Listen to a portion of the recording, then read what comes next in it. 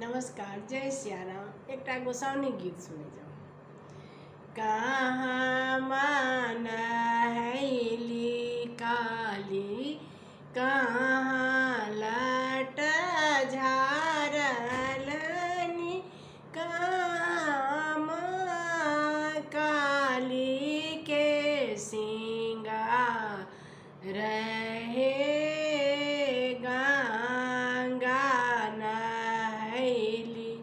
काली बाटे लट झार लनी गहबर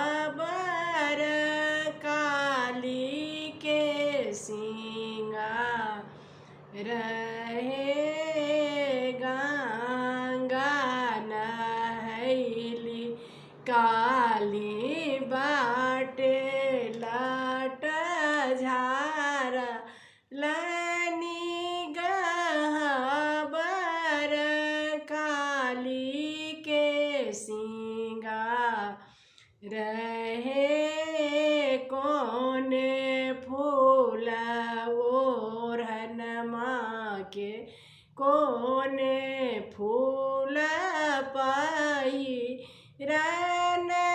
कौन फूल काली के सिंगार रहे बेली फूल ओढ़न माँ के, चमेली फूल पहिरन,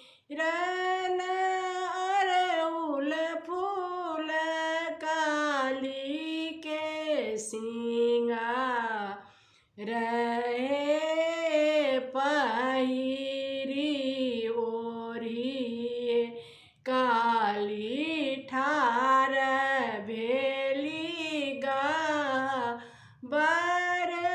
कर लगली सेवक के गोहारी हे पहिरी ओढ़ी काली ठार भेली गहबर कर लगली सेवक के गोहारी हे भनहि विद्यापति सुनु माता कलिका सदाए रहब रक्षपा लहे, भनहि विद्यापति